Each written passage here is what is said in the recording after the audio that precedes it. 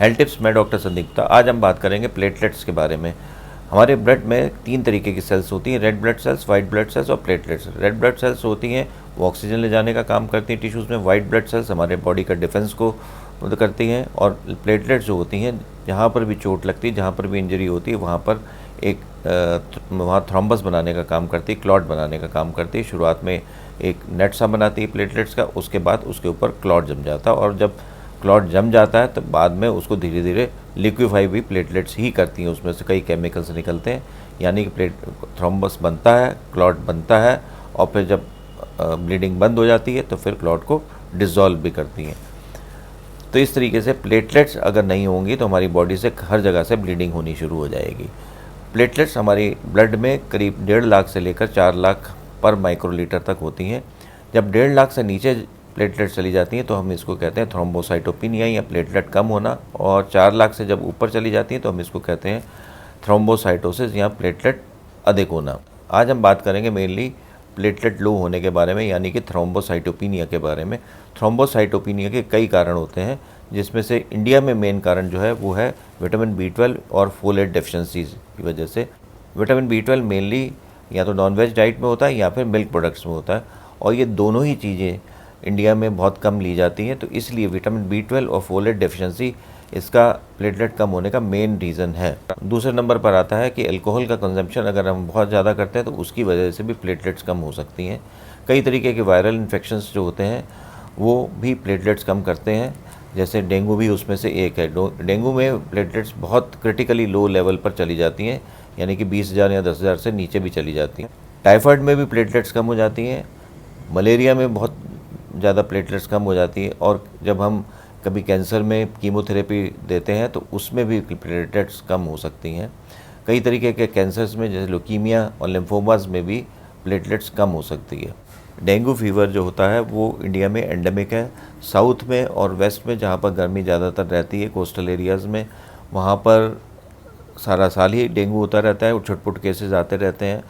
और north India में सितंबर अक्टूबर के आसपास काफ़ी सारे डेंगू के केसेस शुरू हो जाते हैं। एक और रीज़न है इडियोपैथिक थ्रोम्बोसाइटोपिनिक परप्यूरा, यानी कि ITP। ये एक ऑटोइम्यून डिसऑर्डर है जिसमें हमारी प्लेटलेट्स के अगेंस्ट एंटीबॉडीज़ बनती हैं किसी वायरल फीवर या किसी और इलनेस के बाद में, और वो हमारे प्लेटलेट्स को डिस्ट्रॉय करने लग जाती हैं। अगर प्लेटलेट्स डाउनवर्ड ट्रेंड नहीं है, 50,000 तक रहता है तो हमें कुछ नहीं करना है। अगर उससे नीचे जाता है तो फिर ऑटोइम्यून डिसऑर्डर के हिसाब से ट्रीट करना पड़ता है, जिसमें स्टेरॉइड्स देने पड़ते हैं। इसमें ट्रीटमेंट थोड़ा डिफरेंट हो जाता है। इसमें प्लेटलेट्स चढ़ाने से कोई फ़ायदा नहीं होता, क्योंकि जब प्लेटलेट्स देंगे तो जो एंटीबॉडीज़ होंगी वो उन प्लेटलेट्स को भी डिस्ट्रॉय कर देंगी। हालांकि कुछ देर तक फ़ायदा होगा, क्योंकि अगर ब्लीडिंग हो रही है तो उसको प्लेटलेट्स देने से थोड़ा सा फ़र्क तो पड़ेगा, पर फिर वो प्लेटलेट्स के अगेंस्ट जो एंटीबॉडीज़ होंगी वो उनको भी डिस्ट्रॉय कर देंगी। इसमें फिर स्टेरॉइड्स देने पड़ेंगे या इम्यूनोमॉड्यूलेटिंग ड्रग्स देते हैं। तो प्लेटलेट्स को आम पब्लिक में तभी लोग जानने लग गए कि डेंगू फीवर की वजह से, क्योंकि डेंगू फीवर में क्रिटिकली लो हो जाती है।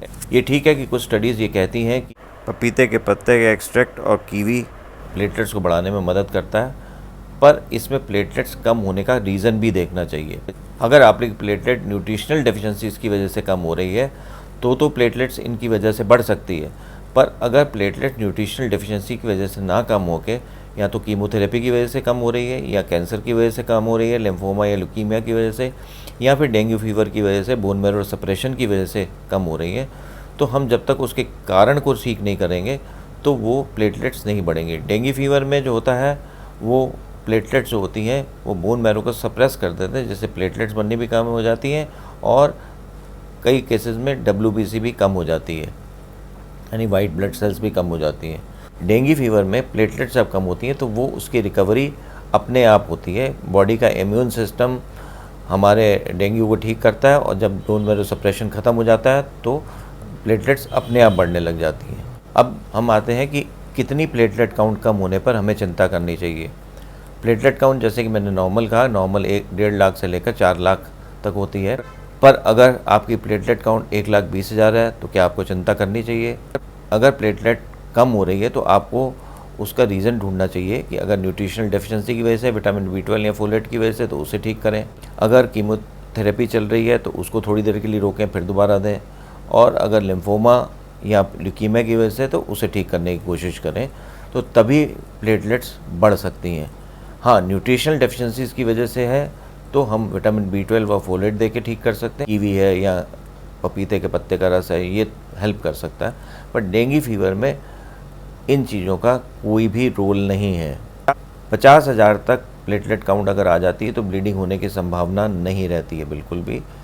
50,000 से नीचे अगर आ जाती है तो चोट लगने पर ब्लीडिंग ज़्यादा हो सकती है। अगर पीरियड्स चल रहे हैं तो ब्लीडिंग ज़्यादा हो सकती है। और 20,000 से नीचे स्पॉन्टेनियस ब्लीडिंग हो सकती है कहीं पर भी। 10,000 से नीचे खतरा रहता है। हालांकि कई केसेस में प्लेटलेट्स अगर 5,000 तक भी चली गई है और डेंगू फीवर में या दूसरे कीमोथेरेपी वाली दी गई है उसमें 5,000 भी चली गई तो वो अपने आप रिकवर कर जाती है, उसमें कुछ भी करने की ज़रूरत नहीं पड़ती। पर 10,000 से नीचे आप प्लेटलेट जो ट्रांसफ्यूजन देने की सोच सकते हैं। पर अगर प्लेटलेट्स आपकी 50,000 से नीचे है तो अगर ब्लीडिंग वगैरह नहीं है तो आपको प्लेटलेट चढ़ाने की कोई ज़रूरत नहीं है। अगर प्लेटलेट्स की ज़रूरत नहीं है और आपने प्लेटलेट लगाई हैं तो प्लेटलेट्स के अगेंस्ट एंटीबॉडीज़ बन जाती हैं।